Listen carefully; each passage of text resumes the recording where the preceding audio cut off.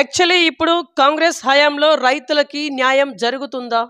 ఎందుకంటే లాస్ట్ ఉన్నటువంటి గవర్నమెంట్ అంటే బీఆర్ఎస్ గవర్నమెంట్‌లో రైతులకి సంయుక్తంగా న్యాయం జరగలేదని చెప్పేసి కాంగ్రెస్ కావచ్చు, బీజేపీ వర్గీయులు చెప్తున్నటువంటి పరిస్థితి. మరి ఇప్పుడు కాంగ్రెస్ హయాంలో గత 6 నెలలుగా రైతులకు ఎట్లాంటి న్యాయం జరుగుతా ఉంది? మనతోని సంయుక్త కిసాన్ మోర్చా జాతీయ కార్యవర్గ సభ్యులు, అలాగే ఖమ్మం జిల్లా రైతు బంధు మాజీ కోఆర్డినేటర్ అయినటువంటి నల్లమల వెంకటేశ్వరరావు గారు మనతోనే ఉన్నారు. వాస్తవానికి ఇప్పుడు రైతులకి ఏం కావాలి? సో ఇదే మేజర్ ప్రశ్న. సో ఇట్లాంటి లేటెస్ట్ ఇన్ఫర్మేషన్ తెలుసుకుందాం. నమస్తే సార్, బాగున్నారా? నమస్కారం. ముందుగా బీవీఆర్ టీవీ యాజమాన్యానికి హృదయపూర్వక శుభాకాంక్షలు. ఓకే సార్, నేను రైతుల గురించి అడిగే ముందు మీరు బీఆర్ఎస్లో చాలా యాక్టివ్ పర్సన్. ఎస్, బీఆర్ఎస్లో చాలా యాక్టివ్ పర్సన్. అందులో మీకు ఖమ్మం జిల్లా రైతు బంధు కోఆర్డినేటర్ అనే స్థాయి ఇచ్చిల్లు మీకు. సార్ ఎందుకు సార్ మీరు కాంగ్రెస్ వైపు టర్న్ అయ్యిల్లు? టీఆర్ఎస్ ప్రభుత్వం, రాష్ట్ర ముఖ్యమంత్రిగా ఉన్నటువంటి కేసీఆర్ గారు రైతు సంక్షేమానికి సంబంధించి కొన్ని మంచి పథకాలు తీసుకొచ్చిన మాట వాస్తవం. అందులో ప్రధానమైనది రైతు బంధు కానీ, రైతు బీమా కానీ, అదేవిధంగా రుణమాఫీ ప్రకటించారు తప్ప ఫెయిల్ అయింది. కొన్ని పథకాలు పర్ఫెక్ట్నే ఇంప్లిమెంట్ చేయడానికి ప్రయత్నం చేశాడు. అందుకు మేము కేసీఆర్ని అభినందించాం, కేసీఆర్తో కలిసి ప్రయాణం చేశాం. పథకాలు ఎట్లున్నప్పటికీ ఆచరణలో పాలసీ వైడ్గా చూస్తే కేంద్రంలో ఏదైతే అధికారంలో బీజేపీ ప్రభుత్వం ఉందో, ప్రధానిగా మోడీ ఉన్నాడో, వాళ్ళు రైతు వ్యతిరేక నల్ల చట్టాలను 3 ప్రవేశపెట్టినప్పుడు ఆ సందర్భంలో కానీ, లేదా ఆ చట్టాలని నిరసిస్తూ దేశవ్యాప్తంగా పెద్ద ఎత్తున రైతాంగ ఉద్యమం 16 నెలల పాటు కొనసాగితే కనీసం టీఆర్ఎస్ పార్టీ దానికి సపోర్ట్ చేయలేదు. వ్యక్తిగతంగా నేను ఆనాడు సంయుక్త కిసాన్ మోర్చా ఆధ్వర్యంలో జరుగుతున్న ఢిల్లీ సరిహద్దుల్లో జరుగుతున్నటువంటి రైతాంగ పోరాటంలో ప్రత్యక్షంగా నేను పాల్గొన్నాను, మద్దతు తెలిపాను. అనేక పబ్లిక్ మీటింగ్లు కూడా నేను పార్టిసిపేట్ చేశాను. కానీ టీఆర్ఎస్ పార్టీగా కేసీఆర్ కానీ, టీఆర్ఎస్ పార్టీ కానీ ఎవరు కూడా ఆ ఉద్యమానికి సహకరించలేదు, మద్దతు తెలపలేదు. ఆ తర్వాత మళ్ళీ వాళ్ళు ఎట్లుంటే ఇచ్చిపుచ్చుకునే ధోరణి బీజేపీతో, కేంద్రంతో నడుస్తా వాళ్ళు అవసరమైనప్పుడు సపోర్ట్ చేయటం లేదా వ్యతిరేకించడం అనేది పెట్టుకున్నారు తప్ప కరెక్ట్గా ఒక పాలసీగా రైతులకు అనుకూలమైనటువంటి చట్టాలను తీసుకురావడంలో కేసీఆర్ కానీ, టీఆర్ఎస్ ప్రభుత్వం కానీ, తర్వాత బీఆర్ఎస్గా మారిన ఆ పార్టీ కానీ కేంద్రంలో మోడీకి వ్యతిరేకంగా నిలబడటంలో వాళ్ళు ఫెయిల్ అయ్యారు. ఎందుకంటే ఒక భయంకరమైనటువంటి చట్టాలు దేశంలో రాబోతున్నాయి కాబట్టి, వాటికి వ్యతిరేకంగా రైతాంగం ఉద్యమం చేస్తుంది కాబట్టి, మేము ఒక రైతు నాయకుడిగా, రైతు క్షేమం కోరేవాళ్ళంగా మేము మోడీకి వ్యతిరేకంగా నిలబడాలి. అందులో భాగంగానే మేము మోడీకి వ్యతిరేకంగా కాంగ్రెస్ పార్టీలోకి రావడం జరిగింది. ప్రధానంగా రైతు బంధు విషయంలో కూడా రైతు బంధు పథకం అనేది ఎకరానికి ఒక పంటకు 5,000 రూపాయల చొప్పున, మరి 2 పంటలకి 10,000 రూపాయలు నిజంగా పెట్టుబడి రూపంలో ఇవ్వడం అనేది బాగుంది, మేము స్వాగతించాం. కానీ అది చివరికి ఎట్లా తయారైందంటే, మేము చూసాం దాదాపు 12 విడతలుగా 2018 నుంచి ఇవ్వడం జరిగింది. 72,000 కోట్ల రూపాయలు ప్రభుత్వ ధనం రైతు బంధు పేరుతో రైతులకు అందజేస్తే, అందులో దాదాపు 20,000 కోట్ల రూపాయలు సాగుకి అనుకూలంగా లేనటువంటి భూములు, లేదు వెంచర్లు, లేదా మైన్స్, లేదా జాతీయ రహదారులకు రోడ్ల కింద ఇచ్చినటువంటి ఆ స్థలాలకు వాటికి కూడా పాస్బుక్లు ఉంటే వాళ్ళకి మరి ఈ రైతు బంధు స్కీమ్ ఇవ్వడం జరిగింది. దాదాపు 20,000 కోట్ల ప్రజాధనం దుర్వినియోగమైంది. మేము చాలా సందర్భాల్లో పార్టీలో అంతరంగంగా లేదా కేసీఆర్ గారితో ప్రత్యక్షంగా కూడా చెప్పడం జరిగింది. దీనికి ఎక్కడో రైతు బంధు అనేది సాగు చేసే భూములకే ఇవ్వాలి, అందులో సాగు చేసేటటువంటి రైతుకే చేరాలి. ఇది నిజంగా చిన్న సన్నకారు రైతులకి న్యాయం జరగాలంటే దానికి ఒక సీలింగ్ పెట్టాలి. అది మీరు 5 ఎకరాలు పెడతారా, 10 ఎకరాలు పెడతారా, ఏదో సీలింగ్ పెట్టి భూస్వాములకి ఇది పోవటానికి, రైతు బంధు పేరుతో ప్రజాధనం వాళ్ళకి పోవటానికి వీల్లేదని చెప్పి మేము కరాఖండిగా చెప్పినప్పటికీ ఆయన వెళ్ళలేదు. అందరూ రైతులే, అందరికీ ఇవ్వాలని చెప్పి ఆయన కేవలం ఓట్ల కోసం రైతు బంధు స్కీమ్ని ఇంప్లిమెంట్ చేయడానికి ప్రయత్నం చేశాడు. దానికి మేము వ్యతిరేకించి కాంగ్రెస్లో చేరాం. ఓకే సార్, ఇప్పుడు మీరు ఓకే, ఓట్ల కోసమే పెట్టిల్లు రైతు బంధు, తద్వారా దాన్ని వ్యతిరేకించి మీరు కాంగ్రెస్లోకి వచ్చారని చెప్పేసి మీరు అంటున్నారు. అంటే ఇప్పుడు రైతులకు ఎట్లాంటి మేలు జరగలేదా? బీఆర్ఎస్ పార్టీలో సూటిగా అడుగుతున్నాను. రైతులకు ఎలాంటి మేలు జరగలేదా? ఎలాంటి మేలు జరగలేదని చెప్పట్లా. రైతులకు కొంతమేరకు ఊరట కలిగించిన మాట వాస్తవం. పెట్టుబడి రూపంలో ఉచితంగా భారతదేశంలో ఎవరు ఇయ్యని విధంగా కేసీఆర్ ఆనాడు ముఖ్యమంత్రిగా రైతు బంధు పేరుతో రైతులకు డబ్బులు ఇచ్చాడు. దానికి మేము స్వాగతించాం. అందుకే మేము పనిచేసాం. వేరే రాష్ట్రాల్లో కూడా తిరిగి ఆ రైతు బంధు గురించి ప్రచారం చేశాం. కానీ అది దుర్వినియోగం అవుతుంది అని చెప్పినా ఆయన పట్టించుకోలేదు. రైట్. ఇప్పుడు మీరు ఎట్టకేలకు కాంగ్రెస్ పార్టీలో ఉన్నారు సార్. సార్, కాంగ్రెస్ పార్టీ అధికారంలోకి వచ్చి 6 నెలలు అవుతుంది. సార్, ఈ 6 నెలల్లో రైతులకు ఏం న్యాయం జరిగింది?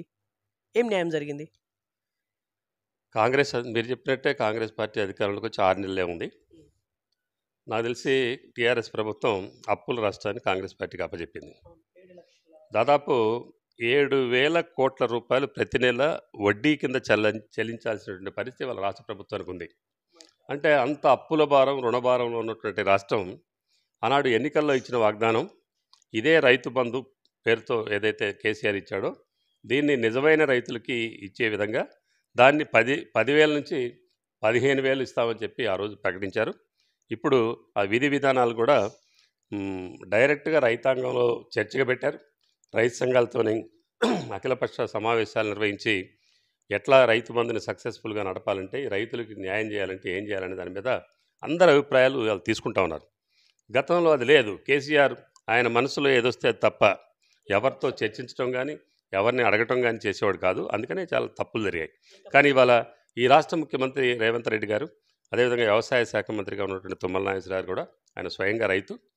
వాళ్ళు స్వయంగా రైతు అయినప్పటికి కూడా, ఆయన రైతు బాధలు తెలిసినప్పటికి కూడా ఇంకా ఈ రైతు బంధుని మరింత రైతాంగానికి వ్యవసాయానికి ఉపయోగపడే విధంగా తీర్చిదిద్దాలంటే ఏం చేయాలనే దాని మీద సమాలోచనలు జరుగుతూ ఉన్నాయి. దీన్ని రేపు అసెంబ్లీలో కూడా చర్చగా పెట్టి అసెంబ్లీలో ఫైనల్గా తీర్మానం చేసి ఈ రైతు బంధుని రైతు భరోసా పేరుతోని ఎకరానికి 15,000 రూపాయలు దానికి ఎంతో కొంత సీలింగ్ పెట్టి నిజమైనటువంటి సాగు చేసేటటువంటి భూములకి ఆ రైతులకే రైతు భరోసా వచ్చే విధంగా విధి విధానాలు రూపొందించడం జరుగుతూ ఉంది. కాబట్టి దాన్ని మేము స్వాగతిస్తా ఉన్నాం. అదేవిధంగా రెండవది రుణమాఫీ. గతంలో కేసీఆర్ ప్రభుత్వం ₹1,00,000 వ్యవసాయ రుణాలు మాఫీ చేస్తారని ప్రకటించి 5 సంవత్సరాలు పూర్తయినా కూడా ₹1,00,000 రుణమాఫీ కాలేదు. 70,000, 75,000 అయినాయి తప్ప పూర్తిగా అది దపాలుగా చేసి ఆ వడ్డీ భారం పెరిగిపోయింది రైతులు తప్ప రుణమాఫీ అనేది వాస్తవంగా జరగల. కానీ అది తెలుసుకునే ఎన్నికల్లో ఆ రోజు రేవంత్ రెడ్డి గారు వాగ్దానం చేశాడు. మేము ప్రతి రైతుకి ₹2,00,000 రుణమాఫీ ఒకే దప్పా చేస్తామని చెప్పి ప్రకటించడం జరిగింది. ఇప్పుడు దానికి కూడా కసరత్తు జరుగుతూ ఉంది. డెఫినెట్గా ఆయన మొన్న పార్లమెంట్ ఎన్నికల ముందు కూడా చెప్పాడు, ఆగస్టు 15 లోపు మేము రైతులందరికీ కూడా ₹2,00,000 రుణమాఫీ చేస్తామని వాగ్దానం చేశాడు. దానికి అనుగుణంగానే ఇవాళ కసరత్తు నడుస్తూ ఉంది. డెఫినెట్గా ఆయన రుణమాఫీ చేస్తాడనేటటువంటి నమ్మకం రైతు నాయకుడిగా మాకుంది. ఓకే సార్, ఇక్కడ క్లారిటీ ఇవ్వాలి. ఇప్పుడు ఖజానా అనేది అంతంతగా మాత్రంగానే ఉంది అని చెప్పేసి మీరే అంటా ఉన్నారు. ఖజానా అంతంతగా మాత్రంగానే ఉంది, కానీ 2,00,000 రైతు రుణమాఫీ ఏమో మాఫీ చేస్తామంటున్నారు. ఎట్లా సాధ్యం అవుతుంది మీకు? సాధ్యాసాధ్యాలు అనేది ప్రభుత్వానికి తెలుసు, జమా ఖర్చులు వాళ్ళకి. ఎందుకంటే వాళ్ళకి చేయాలని కోరిక ఉంటే, రైతుల మీద ప్రేమ ఉంటే, రైతుల్ని వ్యవసాయాన్ని సంక్షోభం నుంచి బయటపడేయాలనే ఒక తపన కోరిక ఉంటే డెఫినెట్గా సాధ్యం అవుద్ది. కాకపోతే మిగతా ఖర్చులు తగ్గించుకోవాలి. మిగతా ఖర్చులు తగ్గించుకుంటే డెఫినెట్గా చేయడానికి వీలుంటుంది. ఇంకోటి మొన్న పత్రికల్లో కూడా చూసాం, వ్యవసాయ కమిషన్ అనే దాన్ని పెట్టి ఆ వ్యవసాయ కమిషన్ ద్వారా కొన్ని అవసరమైతే రుణం కూడా తీసుకుంటారు. రుణాలు తీసుకునైనా మేము దీన్ని ఇంప్లిమెంట్ చేస్తామని చెప్తా ఉన్నారు. ఓకే. సరే, ఇది ఎట్లా చేసైనా సరే 15 ఆగస్టు లోపు మేము ఫుల్ఫిల్ చేస్తామని చెప్పేసి రేవంత్ రెడ్డి గారు అంటా ఉన్నారు, 2,00,000 రైతు రుణమాఫీ అనేది. కానీ ఇది అసాధ్యమని బీఆర్ఎస్ కావచ్చు, బీజేపీ కావచ్చు, 2 వర్గీయులు అంటున్నటువంటి పరిస్థితి.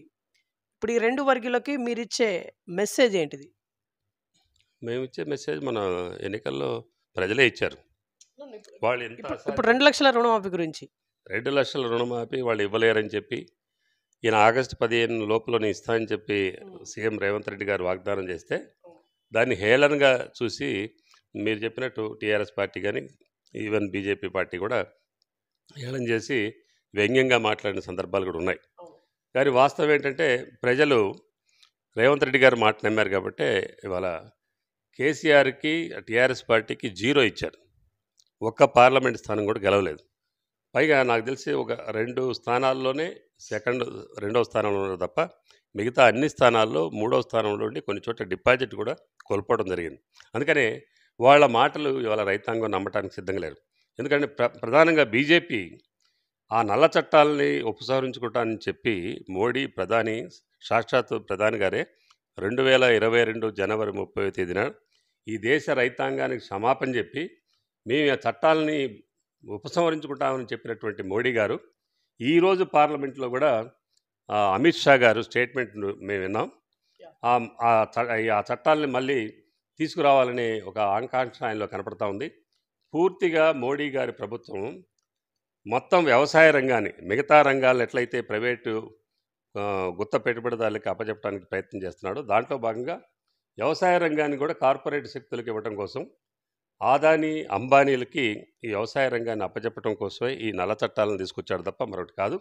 దానికోసం ప్రయత్నం చేస్తున్నారు. అందుకనే ఇవాళ మోడీ చెప్పినట్టు కానీ బీజేపీ చెప్పినట్టు కానీ భారతదేశంలో రైతాంగం వినడానికి సిద్ధంగా లేరు. మొన్న జరిగిన ఎన్నికల్లో మీరు చూశారు, 400 పార్లమెంటు సీట్లు వస్తాయని పదే అనేక బహిరంగ సభల్లో మోడీ గారు చెప్పినప్పటికీ 230 పార్లమెంటు సీట్లతోని వాళ్ళు అత్యవసర మెజారిటీతోని ఇవాళ పార్లమెంట్లో అడుగుపెట్టారు. అది కూడా దాదాపు ఈ రైతాంగ ఉద్యమం ఎక్కడైతే జరిగిందో అది పంజాబ్, హర్యానా, గుజరాత్, రాజస్థాను, లేదా మహారాష్ట్ర, ఆ రాష్ట్రాల్లో ఆయా ప్రాంతాల్లో దాదాపు 38 సిట్టింగ్ పార్లమెంట్ సీట్లు బీజేపీ ఓడిపోయింది. మేము ఇంకోటి కూడా ఛాలెంజ్ చేస్తున్నాం. రేపు హర్యానాలోను మహారాష్ట్రలో కూడా 2 నెలల అసెంబ్లీ ఎన్నికలు జరగబోతా ఉన్నాయి. అక్కడ కూడా మా సంయుక్త కిసాన్ మోర్చా బీజేపీకి వ్యతిరేకంగా రైతాంగాన్ని సంఘటితం చేసి వాళ్ళని చైతన్యం చేసి యాత్రలు నిర్వహించి బీజేపీని రైతు వ్యతిరేక ప్రభుత్వం అయినటువంటి బీజేపీని మోడీని ఓడించాలనేది మీద మేము ప్రచారం చేయబోతా ఉన్నాం. ఆ 2 రాష్ట్రాల్లో కూడా బీజేపీని ఓడించడానికి రైతాంగం సిద్ధంగా ఉన్నారు. ఓకే సార్, ఇక్కడ ఇప్పుడు హర్యానా, మహారాష్ట్రలో 2 నెలల్లో ఎలక్షన్ జరగబోతుంది, అది అందరికీ తెలుసు. ఓకే, కానీ ఈవీఎం ట్యాంపరింగ్ అవుతుంది అనే చర్చ నిన్నటి వరకు పెద్ద హాట్ టాపిక్. ఆ విషయం మీకు కూడా తెలుసు, మ్యాక్సిమం మీరు పేపర్ల మాధ్యమంలో చూడొచ్చు నాకు తెలిసి. అయితే సార్, ఈవీఎం ట్యాంపరింగ్ అనేది అవుతుంది అని చెప్పేసి నమ్ముతున్నారా, లేకుంటే ఇదంతా అవ్వట్లేదు, ఇదంతా జస్ట్ ఉత్తిముచ్చట అని చెప్పేసి నమ్ముతున్నారా?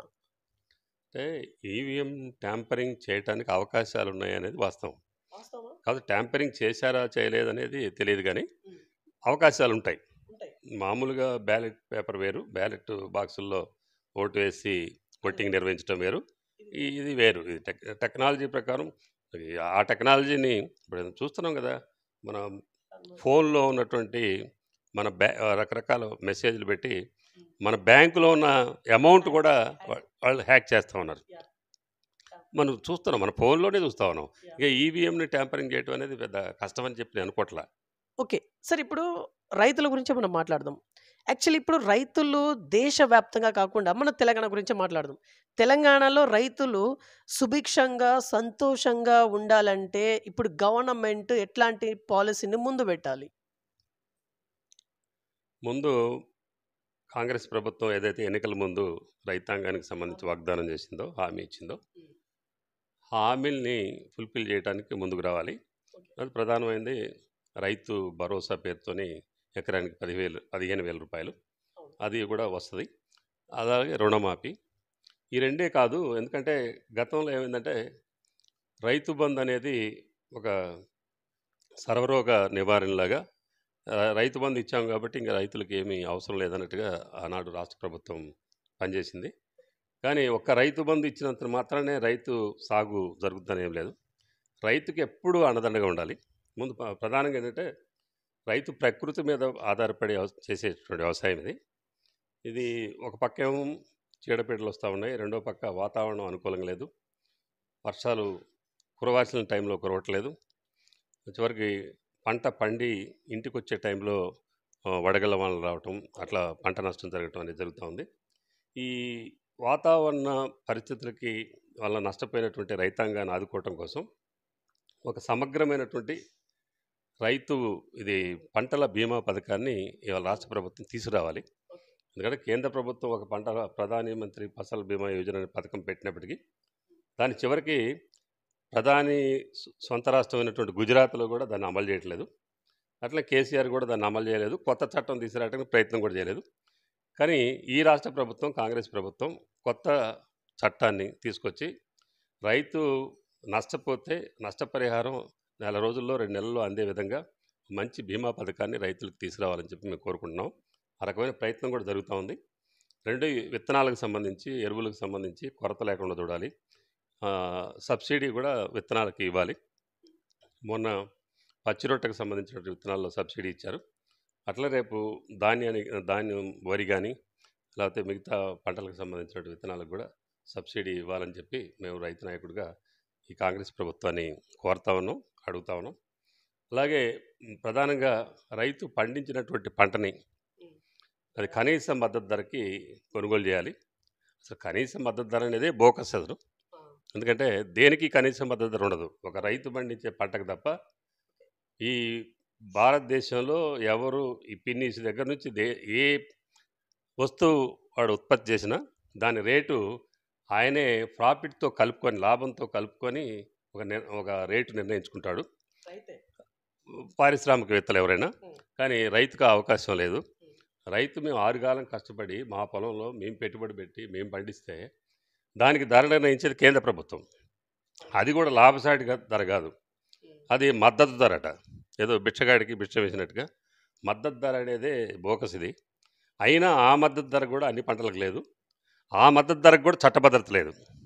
ఎందుకంటే ఆ మద్దతు ధర కేంద్ర ప్రభుత్వం ప్రకటించినప్పుడు ఆ మద్దతు ధరకి ప్రైవేటు వ్యాపారులు కూడా కొనుగోలు చేసే విధంగా చట్టబద్ధత చేయాలని చెప్పి మేము డిమాండ్ చేస్తాం. అది కేంద్ర ప్రభుత్వం మోడీ చేస్తామని చెప్పి హామీ ఇచ్చేంతవరకు కూడా అమలు చేయట్లేదు. అందుకనే మేము కాంగ్రెస్ ప్రభుత్వం, రాహుల్ గాంధీ గారు పార్లమెంట్లో పెద్ద ఎత్తున ఫైట్ చేసి ఈ రైతు పండించేటటువంటి అన్ని పంటలకి మద్దతు ధర కల్పించాలని, దానికి చట్టబద్ధత కల్పించాలని డిమాండ్ మీద పార్లమెంట్లో వాళ్ళు ఈ ప్రశ్న అవసరమైతే ప్రైవేట్ బిల్ అయినా ప్రవేశపెట్టి ఈ చర్చకు తీసుకురావాలని చెప్పి మేము కోరుకుంటాం. ఓకే సార్, మీరు ఇందులో ఒక మాట అన్నారు, రైతులకు ఎకరానికి 15,000 అని చెప్పేసి రైతు బంధు, రైతు భరోసా కింద. ఎస్, పేరు మార్చారు, రైతు భరోసా, రైట్. సార్ ఇక్కడ ఎకరానికి 15,000 అని అంటే లిమిట్ ఎంతవరకు సార్? 5 ఎకర్సా, 10 ఎకర్సా? మీకున్నటువంటి ఒపీనియన్, ఎందుకంటే మీరు రైతు నాయకుడిగా మంచి ఫేమ్ ఉన్న నాయకులు, మీరు ఏం చెప్తారు దీని గురించి? మేము గ్రామాల్లో ప్రత్యక్షంగా చూస్తూ ఉన్నాం. వాళ్ళ చిన్నకారు రైతులంటే దాదాపు 7 ఎకరాలు 10 ఎకరాలు మధ్యలో ఉన్నటువంటి రైతులు ఉన్నారు. మేము 10 ఎకరాల వరకు ఉంటే బాగుంటుందని చెప్పి రైతు నాయకుడిగా మా అభిప్రాయాన్ని ఆల్రెడీ మేము మా తుమ్మల నాగేశ్వరరావు వ్యవసాయ శాఖ మంత్రి గారికి చెప్పేశాం. మిగతా రైతు సంఘాలు కూడా ఎక్కువ మంది అదే అభిప్రాయంతో ఉన్నారు. కొంతమంది 12 ఎకరాలు, కొంతమంది 15 ఎకరాలు ఉన్నారు. మేమైతే 10 ఎకరాలు సీలింగ్ పెట్టాలని చెప్పాం. రైతుకి ఎన్ని ఎకరాలు భూమి ఉన్నప్పటికీ కూడా 10 ఎకరాల వరకు కంపల్సరీ ఇవ్వాలనేది మేము చెప్పాము. అయితే మన రైతు వేదికల్లో పోయిన వారం బహిరంగంగా రైతుల అభిప్రాయాలు కూడా తీసుకున్నారు. దాంట్లో రైతులు చాలామంది 5 ఎకరాలు అన్నారు, 10 ఎకరాలు అన్నారు, 15 ఎకరాలు అన్నారు. అది రేపు ఫైనల్గా అసెంబ్లీలో చర్చించి అది నిర్ణయం తీసుకుంటారు. అది 10 ఎకరాలు అయితే బాగుంటుందని చెప్పి మా అభిప్రాయం. ఓకే, ఫర్ ఎగ్జాంపుల్ ఒక రైతుకి 20 ఎకరాలు ఉంటే 10 ఎకరాల డబ్బులు అయితే పడతాయి, అంతేనా? లేకుంటే మొత్తానికి పడదా? 50 ఎకరాలు ఉన్నా, 50 ఎకరాలు ఉన్నా 10 ఎకరాల వరకు ఇవ్వాలి.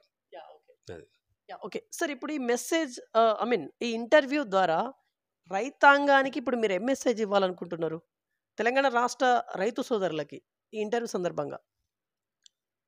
మేము రైతాంగానికి ఎప్పుడు చెప్పినా ఒకటే మాట చెప్తూ ఉంటాం. ఇవాళ బ్యాంకు ఉద్యోగుల దగ్గర నుంచి ఆటో వర్కర్స్, డ్రైవర్స్ వరకు మీరు ఎవరినైనా చూడండి, వాళ్ళకు సంఘం ఉంటుంది. రాజకీయాలు వేరు, వాళ్ళ సమస్యలు వేరు, వాళ్ళ ఉద్యమాలు వేరు. దురదృష్టం ఏంటంటే భారతదేశంలో రైతుల్లో ఐక్యత లేదు. వీళ్ళే మొత్తం గ్రామాల్లో రాజకీయాలు నడుపుతారు, అలా ఒక పార్టీల్లో ఉంటారు, వీళ్ళే రాజకీయాలు చేసే పరిస్థితి ఉంటుంది. మిగతా సంఘాలలాగా, ట్రేడ్ యూనియన్ లాగా, లేకపోతే వర్కర్స్ లాగా చివరికి గ్రామీణ ప్రాంతంలో వ్యవసాయం మీద ఆధారపడి బతికేటటువంటి వ్యవసాయ కూలీలు కూడా సంఘటితంగా ఉన్నారు. వాళ్ళు కూలీ రేట్ల కోసం వాళ్ళు ఆందోళన చేస్తూ ఉంటారు. రైతులు వాళ్ళ డిమాండ్లకు తగ్గట్టే వీళ్ళు కూలీ కూడా ఇస్తూ ఉన్నారు గ్రామీణ ప్రాంతాలు. కానీ రైతులు ఐక్యంగా ఉండి, సంఘటితంగా ఉండి మరి అది రాష్ట్ర ప్రభుత్వమా, కేంద్ర ప్రభుత్వమా, వాళ్ళ మీద ఒత్తిడి తేవటం కోసం, ఉద్యమించడం కోసం ప్రయత్నం చేసే దాంట్లో భాగంగా వైఫల్యం చెందుతున్నారు. అందుకనే మేము రైతాంగాన్ని కోరుకునేదంటే, ఇవాళ పంజాబ్, హర్యానా, రాజస్థాన్ లాంటి రాష్ట్రాల్లో రైతులు ఎట్లయితే రాజకీయాలకు అతీతంగా వాళ్ళ సమస్యల మీద ఉద్యమిస్తూ ఉన్నారో, వాళ్ళకి మద్దతుగా వాళ్ళేదో పంజాబ్‌లో, హర్యానాలో ఉన్న సమస్యల మీద కాదు, మొత్తం భారతదేశ రైతాంగ డిమాండ్ల మీద వాళ్ళు ఫైట్ చేస్తున్నారు కాబట్టి, వాళ్ళకి తెలంగాణ రాష్ట్రంలో ఉంటున్న రైతాంగం రాజకీయాలకు అతీతంగా మద్దతు తెలపాలి. వాళ్ళతో పాటు భుజం భుజం కలిపి నడిస్తే భవిష్యత్తులో రైతాంగానికి ఏ పార్టీ అధికారంలో ఉన్నా కూడా మరి మంచి చేసేటటువంటి అవకాశం ఉంటుంది కాబట్టి, మీరంతా సంఘటితంగా రైతాంగ ఉద్యమానికి రైతులు సహకరించాలని చెప్పి మేము కోరుకుంటాము. యాహ్! సార్ ఒక పొలిటికల్ క్వెషన్. అదేందంటే తెలంగాణ రాష్ట్రంలో బీజేపీ లాస్ట్ టైం 4 ఎంపీ సీట్లుండే. ఈసారి 8 అంటే పెంచుకుంది. తన స్ట్రెంగ్త్ పెంచుకుంది బీజేపీ తెలంగాణలో. ఇప్పుడేమంటుంది బీజేపీ తెలంగాణలో అంటే ఈ 8 కాస్త అసెంబ్లీ ఎలక్షన్‌లలో అంటే రాబోయే అసెంబ్లీ ఎలక్షన్‌లలో 8 కాస్త 88 అవుతుందని చెప్పేసి. ఒక సీనియర్ మోస్ట్ లీడర్‌గా దీనిపైన మీ కామెంట్ ఏంటిది? నేను ఒకటే అడుగుతాను ఇట్లా అనే వాళ్ళకి, బీజేపీకి పార్లమెంట్లో 8 స్థానాలు వచ్చిన మాట వాస్తవమే. అసెంబ్లీలో ఎన్ని స్థానాలు వచ్చినాయి? ఎన్ని వచ్చినాయి? 7. అయితే ఒకేసారి పార్లమెంట్కి ఎట్లా పెరిగినాయి అంటే, అసెంబ్లీ ఎన్నికల్లో బీజేపీకి వచ్చిన 8 సీట్లు అయితే టీఆర్ఎస్కి వచ్చినాయి 39. టీఆర్ఎస్కి అసెంబ్లీలో 39 స్థానాలు వస్తే పార్లమెంట్ వచ్చేసరికి 0 అయింది.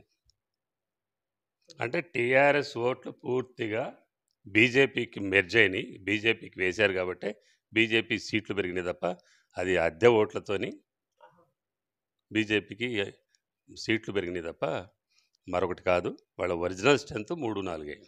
ఓకే. సార్ ఇక్కడ నాకు ఒకటి అర్థం కావట్లేదు. నాకే కాదు చాలా మందికి అర్థం కావట్లేదు. ఇప్పుడు ప్రజలు బీఆర్ఎస్‌కి కాకుండా బీఆర్ఎస్‌కి వేయవలసిన ఓటు బీజేపీకి వేసిల్లని చెప్పేసి మీరు అంటున్నారు. అదెలా సాధ్యమవుతుంది? ఇప్పుడు ఫర్ ఎగ్జాంపుల్ ఎక్స్ అనే ఒక మనిషి ఉన్నారు. ఆ మనిషి బీఆర్ఎస్ అభిమాని. బీఆర్ఎస్ కాకుండా బీజేపీకి అని ఎందుకు ఓటేస్తాడు? బీఆర్ఎస్ పార్టీని ఓడించి కాంగ్రెస్ పార్టీ అధికారంలోకి వచ్చింది అసెంబ్లీ ఎన్నికల్లో. పార్లమెంట్. అసెంబ్లీ ఎన్నికల్లో బీఆర్ఎస్ పార్టీ కార్యకర్తలు కానీ, లేకపోతే నాయకులకు కానీ, మీరు అన్నట్టు బీఆర్ఎస్ని వైపు ఉన్నటువంటి ఓటర్స్ కానీ కాంగ్రెస్ని ఓడించాలా, కాంగ్రెస్కు ప్రధాన శత్రువుగా అని చూస్తారు. సహజం అది. అని చెప్పి వాళ్ళ అస్తిత్వాన్ని పూర్తిగా కోల్పోయే విధంగా పూర్తిగా బీజేపీకి ఓట్లు ట్రాన్స్ఫర్ చేయటం వలన ఇవాళ వాళ్ళు 0 ప్లేస్కి వచ్చారు. ఓకే. అయితే లాస్ట్ టైము సారు, కారు 16 అన్నారు. ఈసారి కూడా 16 అని చెప్పేసి కేటీఆర్ గారు అన్నారు. కాకపోతే 0 అయింది. సార్ ఇక్కడ మీలాంటి సీనియర్ నాయకులు బీఆర్ఎస్ నుంచి వెళ్ళి కాంగ్రెస్ వైపు చాలామంది వచ్చేసిళ్ళు మీ లెక్కనే. అంటే ఇప్పుడు బీఆర్ఎస్‌కి భవితవ్యం రాబోయే రోజుల్లో ఏ రకంగా ఉండబోతోంది? మీకు ఎలా అనిపిస్తుంది? ఒక సీనియర్ మోస్ట్ లీడర్‌గా మీ ఒపీనియన్ ఏంటిది? అనుభవంతో చెప్పండి. ఇది జాతకాలు చెప్పడం కాదులే కానీ బీఆర్ఎస్ పార్టీని పొందబెట్టింది బీఆర్ఎస్ పార్టీ. బీఆర్ఎస్ పార్టీ ఎలా? బీఆర్ఎస్ పార్టీని ఎవరు ఓడించలే, వాళ్ళే ఓడిపోయారు. ఎలా? అంటే ఇక్కడ చాలా మంది ఏకపక్ష ధోరణి అని చెప్పేసి కొంతమంది అంటున్నారు. అదేనా? మీరు ఒకటి చూడండి, మీరు ఎన్ని పథకాలు పెట్టండి, సంక్షేమ పథకాలు లేకపోతే ఇంకోటి ఏదైనా చేయండి, కానీ జనంలో ప్రజల్లో ఒక వ్యతిరేకత వస్తే నియంతృత్వం, అందులో తెలంగాణ ప్రజల్లో ఒక రకమైనటువంటి సెంటిమెంట్ ఉంటుంది. ఎప్పుడు కూడా ఈ భారతదేశంలో ఎక్కడా లేని విధంగా భారతదేశ స్వాతంత్ర సంగ్రామంలో ఒక సాయుధ పోరాటం జరిగింది ఒక తెలంగాణ ప్రాంతంలోనే.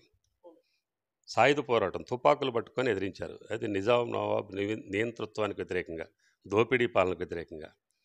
అదే సెంటిమెంటు ఇప్పుడు తెలంగాణ ప్రజల్లో జీర్ణించిపోయింది.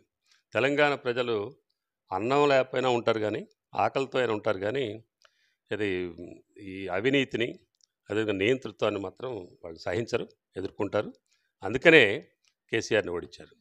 ఓకే. కాకపోతే ఇక్కడ ఇంకో టాక్ వచ్చింది. కేసీఆర్ గారు ఓటమికి ప్రధాన కారకులు ఉద్యమకారులు అని చెప్పేసి. ఇది కాదంటారా? తప్పండి. ఉద్యమకారుల వల్ల ఓడిపోయింది ఏం లేదు. అంతేనా? చెప్పకూడదు కానీ మరి అట్లా అనుకుంటే కేసీఆర్ కంటే ఉద్యమకారుడు ఎవరు లేరు కదా. ఆయనే ఉద్యమాన్ని నడిపింది, ఆయనే నాయకత్వం వహించాడు కదా.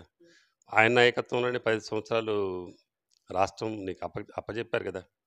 అప్పచెప్తే నువ్వు ఆగం చేసి నీ కుటుంబం మొత్తం అవినీతికి పాల్పడి నీ కూతురు చివరికి లిక్కర్ స్కామ్లో కూడా సారా స్కామ్లో ఉండి జైలుకు పోయిన తర్వాత కూడా ఇంకా నేను ప్రజలు క్షమిస్తారా సహిస్తారా?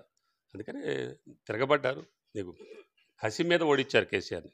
ఓకే. సరే, ఏది ఏమైనప్పటికీ బీఆర్ఎస్ ఓట్ బ్యాంక్ అనేది అలాగే ఉంది అనడానికి నిదర్శనం మొన్న జరిగినటువంటి MLC elections.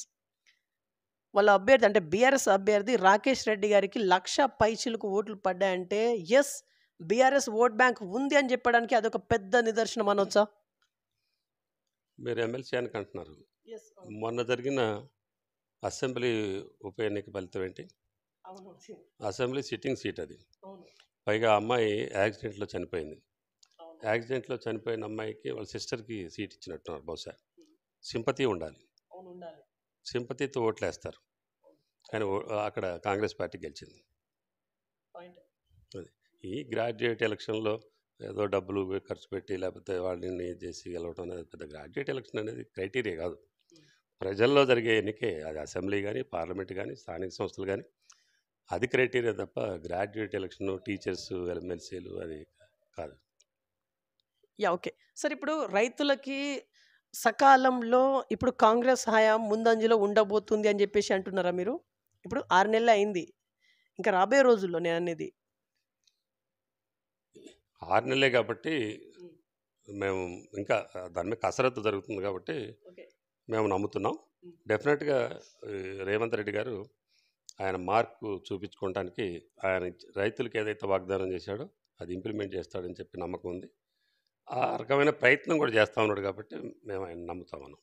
Yeah, okay. Sir, actually మీకు బీఆర్ఎస్లో మంచి సముచిత స్థానం అయితే కల్పించిల్లు. ఇక్కడ రైతు బంధు కోఆర్డినేటర్ అన్న స్థాయి మీకు ఖమ్మం జిల్లాలో. మరి ఇప్పుడు కాంగ్రెస్లో మీకు ఎట్లాంటి ఒక పొజిషన్ అయితే లేదు.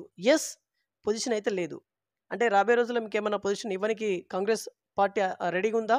మిమ్మల్ని యూటిలైజ్ చేసుకోవడానికి కాంగ్రెస్ పార్టీ సిద్ధంగా ఉందా లేదా? మేము పొజిషన్ కోసం పార్టీ మారలేదు. టీఆర్ఎస్ పార్టీలో కూడా ఏం పొజిషన్ లేదు. రైతు బంధు కోఆర్డినేటర్ అది మామూలు నేను రైతుల్లో ఉండి పనిచేస్తున్న 24 గంటలు నేను చేసే పని అది కాబట్టి నన్ను గుర్తించారు, గౌరవించారు అంతే.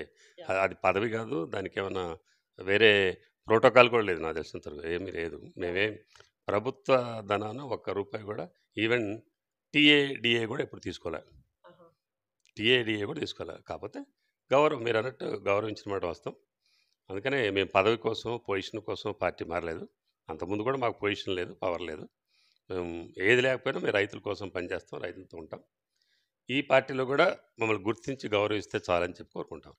Okay. Sir, last and finally interview conclude ఇచ్చేసే ముందు ఫైనల్లీ ఏమైనా చెప్పి ముగించాలనుకుంటున్నారా? మేము ఒకటే తెలంగాణ రైతాంగానికి చెప్పదలుచుకున్నాం. రాజకీయాలు పక్కన పెట్టి మన రైతుల క్షేమం కోసం ఎవరైతే మరి ముందుకొచ్చి చేస్తూ ఉన్నారో వాళ్ళకి సహకరించాలని చెప్పి కోరుకుంటా ఉన్నాను. ఎందుకంటే వాళ్ళ ప్రతిపక్ష పార్టీలు కూడా రైతుని పావుగా చేసి రాజకీయం చేయబోతూ ఉన్నారు. ఎందుకంటే వ్యవసాయంలో ప్రతినిత్యం సమస్య ఉంటుంది. ప్రతినిత్యం ప్రతిరోజు వర్షం వస్తే ఒకసారి వర్షంకి పంటలకు అనుకూలంగా ఉంటుంది. అదే వర్షంతో కొన్ని చోట్ల పంటలు నష్టపోయేటటువంటి ప్రమాదం ఉంటుంది. లేదు ఒక్కోసారి ఎరువులు కానీ లేకపోతే విత్తనాలు కానీ ఇమీడియట్గా ఈరోజే కావాలంటే అందుబాటులో ఉండకపోవచ్చు. దాన్ని భూతత్వంలో చూపెట్టి ఎరువులు లేవు, విత్తనాలు లేవు, కొరత వచ్చింది, వర్షాలు పడకపోతే ప్రభుత్వం కారణం కాదు కదా. మొన్న సీజన్లో మొన్న సమ్మర్కి ముందు వర్షాకాలం స్టార్ట్ అయినప్పుడు కాంగ్రెస్ పార్టీ అధికారంలో లేదు. అప్పుడు టీఆర్ఎస్ ప్రభుత్వం అధికారంలో ఉంది. కానీ వర్షాకాలంలో వర్షాలు తక్కువ ఉండబట్టి సాగర్ నీళ్ళు రాలేదు, కుంటలు నిండలేదు, చెరువులు నిండలేదు. వర్షాభావంతో కొంత నష్టం, రైతులకు నష్టం జరిగింది, పంటలు ఎండిపోయిన వాటి వాస్తవం. దాన్ని భూతద్దంలో చూపెట్టి రైతుల్ని రోడ్లు ఎక్కించి ఆందోళన చేయాలని బీజేపీ అట్లనే కాంగ్రెస్ పార్టీ తీవ్రమైనటువంటి ప్రయత్నం చేసింది. కానీ రైతులు నమ్మలేదు, ఆ ఉద్యమాల వైపు పోలేదు. అందుకని రైతులు నేను కోరుకునేదంటే మనం నిజంగా మన సమస్య వచ్చినప్పుడు ఆ పార్టీలు స్పందించి మనకు మద్దతు తెలిపి మనతో పాటు ఉంటే వాటితో ఉండొచ్చు.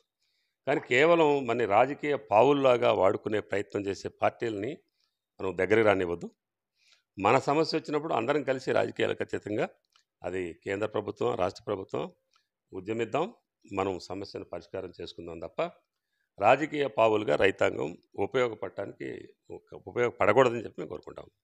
రైట్. సో ఇది రైతు నాయకుడితో ముఖాముఖి చూస్తూ ఉండండి BVR TV news. Until then bye, take care.